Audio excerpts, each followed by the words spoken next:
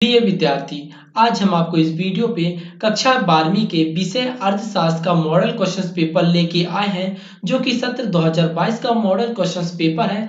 और आप सभी को बता दूं, ये जो मॉडल क्वेश्चंस पेपर है, इस मॉडल क्वेश्चन पेपर से आपके 70% क्वेश्चंस आपके वार्षिक में पूछे जाएंगे। तो इस वीडियो को आप सभी से कोई भी इस वीडियो को जरा भी स्किप ना करे, और इस वीडियो में जितने भी मैं आपको क्वेश्चंस बता रहा हूँ, यदि आप उन सभी क्वेश्चंस का अच्छी तरीके से तैयारी कर लेते हैं तो आपके 70% क्वेश्चंस तो इसी से आपको मिल जाएंगे।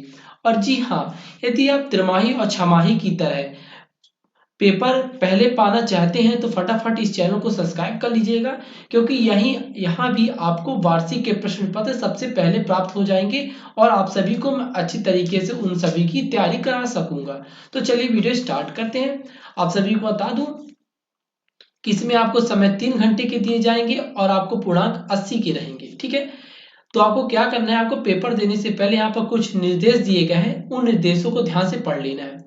क्योंकि यदि आप निर्देश को ध्यान से नहीं पढ़ते तो आप अपने एग्जाम में ज्यादातर कुछ स्टूडेंट गलतियां कर देते हैं, इसीलिए पहले निर्देश को ध्यान से पढ़े, इंस्ट्रक्शंस को। ठीक है, तो चलिए वीडियो स्टार्ट करते हैं। तो पहला क्वेश्चन हमारा, सही विकल्प चुनिए।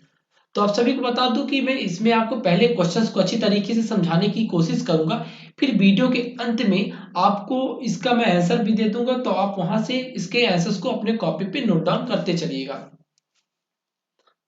तो पहला है, वृष्टि अर्थशास्त्र के अंतर्गत निम्न में से कौन सा अध्ययन किया जाता है। दूसरा है, उपयोगिता का संबंध होता है, तो किससे होता है आप सभी को बताना है।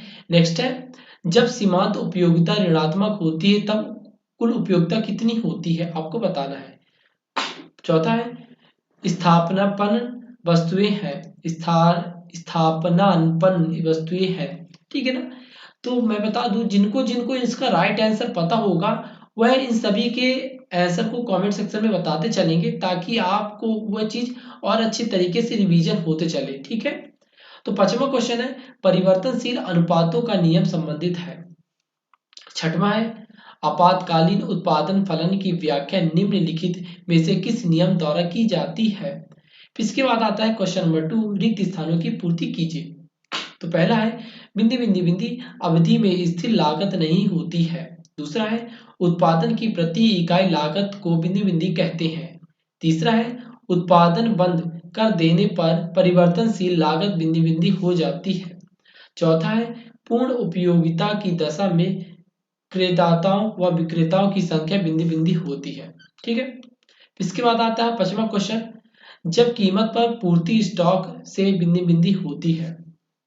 छठवां है, कृषि वस्तुओं के लिए कीमत न्यूनतम सीमा को बिंदी बिंदी कहा जाता है। सातवां है, मजदूरी तथा श्रम की पूर्ति के बीच बिंदी बिंदी का संबंध है। तो आई होप स्टूडेंटों, मैं जितने क्वेश्चन बता रहा हूँ आपको समझ आती होगी, और जिनको समझ में नहीं आती उनको बताते चलेंगे। ठीक है, इसके बाद आता है आपका सही जोड़ी बनाइए। तो पहला है, आ और बा में आपको दिया जाएगा दो पक्ष। तो पहला है सम्य कीमत, दूसरा औसत संप्राप्ति, तीसरा है कुल संप्राप्ति, चौथा है द्वि अधिकार, पांचवा है समष्टि अर्थशास्त्र का क्षेत्र, और छठवां है मैक्रो। क्या होगा, छठवां होगा मैक्रो। ठीक है ना, फिर इसके बाद चलते हैं हम, जो हमारे इंग्लिश मीडियम के स्टूडेंट हैं उनको भी यहाँ पर क्वेश्चंस है। तो आप क्या करिएगा, वीडियो को स्टॉप कर लीजिएगा और उसका स्क्रीनशॉट लेके आप अच्छे तरीके से पढ़ते चलिएगा। ठीक है,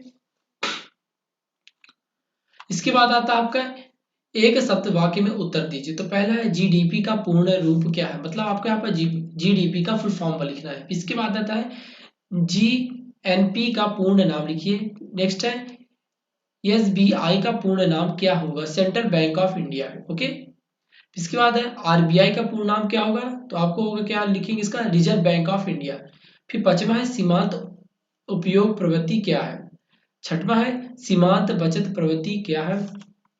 फिर सातवां है, किन्स के अनुसार अर्थव्यवस्था में आय तथा रोजगार का संतुलन कहाँ स्थापित होगा। ठीक है, ये आपके क्या हो गए, आपके एक शब्द के उत्तर हो गए। ठीक है, इसके बाद हम चलते हैं, सत्य असत्य लिखिए।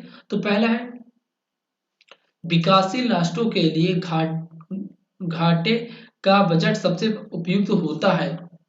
दूसरा है, सरकारी बजट की अवधि 5 वर्ष होती है। तीसरा है, भारत का वित्तीय वर्ष 1 अप्रैल से 31 मार्च है। चौथा है भुगतान शेष के अंतर्गत केवल दृश्य मदें सम्मिलित होती हैं। इसके बाद आता है पांचवा आपका भुगतान संतुलन हमेशा संतुलित रहता है। छठवां हो गया व्यापार संतुलन के अंतर्गत केवल अदृश्य मदें शामिल होती है। तो इस प्रकार आपके जो ओटी थे ऑब्जेक्टिव टाइप के क्वेश्चन थे वो कंप्लीट हो गए। आपको क्या करना है ऑब्जेक्टिव टाइप के क्वेश्चन में ज्यादा फोकस करने क्योंकि आपके जो नंबर ग्रो होंगे एग्जाम में आपके इसी से होते हैं। ठीक है, इसके बाद आता है क्वेश्चन नंबर 6। यहाँ से आपके सभी क्वेश्चन दो दो अंक के स्टार्ट होंगे। तो छठवां है व्यष्टि अर्थशास्त्र से क्या अभिप्राय है अथवा इसका बाजार अर्थव्यवस्था किसे कहते हैं। इसके बाद है क्वेश्चन नंबर 7 उपयोगिता का अर्थ लिखिए और इसका अथवा है उपभोक्ता का बजट किसे कहते हैं। इसके बाद नेक्स्ट है पूर्ण उपयोगिता का अर्थ लिखिए और इसका अथवा है अर्थशास्त्र में बाजार किसे कहते हैं। नेक्स्ट है बाजार मूल्य से क्या तात्पर्य है और इसका अथवा है सामान्य मूल्य से क्या तात्पर्य है। तो जिनको जिनको इसका राइट आंसर पता हो तो बताते चले ताकि सभी आगे जो और विद्यार्थी हैं उन उनका भी रिवीजन होते चले और उनका भी रिवीजन होते चले। तो क्वेश्चन नंबर 10 है अल्पाधिकार का अर्थ लिखिए और इसका अथवा है अल्पाधिकार बाजार में कोई दो विशेषता लिखिए। क्वेश्चन नंबर 11 पूंजीवादी अर्थव्यवस्था किसे कहते हैं और इसका अथवा है पूंजीवादी अर्थव्यवस्था की कोई दो विशेषता लिखिए। नेक्स्ट है राष्ट्रीय आय का अर्थ लिखिए अथवा है टिकाऊ उपभोक्ता वस्तु किसे कहते हैं। इसके बाद है मुद्रा का अर्थ लिखिए और बैंक किसे कहते हैं। ओके, नेक्स्ट है सरकारी बजट किसे कहते हैं। सरकारी बजट के दो उद्देश्य लिखिए। तो आप सभी को बता दूं आपको इसमें जो मेन क्वेश्चन और इसका अथवा दोनों को अच्छे तरीके से तैयारी करनी है क्योंकि आपके एग्जाम में यदि ये क्वेश्चन नहीं पूछा जाएगा तो ये क्वेश्चन आपके एग्जाम में जरूर पूछा जा सकता है। ठीक है, क्वेश्चन नंबर 15 है व्यापार संतुलन किसे कहते हैं अथवा भुगतान संतुलन का अर्थ लिखिए। इसके बाद आता है क्वेश्चन नंबर 16। यहाँ से आपके सभी क्वेश्चन 3-3 नंबर के स्टार्ट हो जाते हैं। तो पहला है व्यष्टि अर्थशास्त्र की 3 विशेषताएं लिखिए और इसका अथवा है केंद्रीयकृत योजनाबद्ध अर्थव्यवस्था की 3 विशेषताएं लिखिए। इसके बाद नेक्स्ट इसका है क्वेश्चन नंबर 17 पूर्ति को प्रभावित करने वाले 3 तत्व लिखिए और इसका अथवा पूर्ति का नियम लिखिए। नेक्स्ट है प्रश्न क्रमांक 18 मितव्ययिता के विरोधाभास की व्याख्या लिखिए तथा अथवा इसका प्रत्याशित निवेश किसे कहते हैं। इसके बाद आता है क्वेश्चन नंबर 19 सरकारी बजट के कोई 3 महत्व लिखिए अथवा है घाटे के बजट का अर्थ एवं प्रकार लिखिए। ठीक है, इसके बाद आता है क्वेश्चन नंबर 20। तो यहाँ पर आपको पूछा गया है पूर्णतया लोचदार मांग तथा पूर्णतया बेलोचदार मांग का सचित्र वर्णन कीजिए। यहाँ से आपके सभी क्वेश्चन 4-4 अंक के स्टार्ट हो जाते हैं।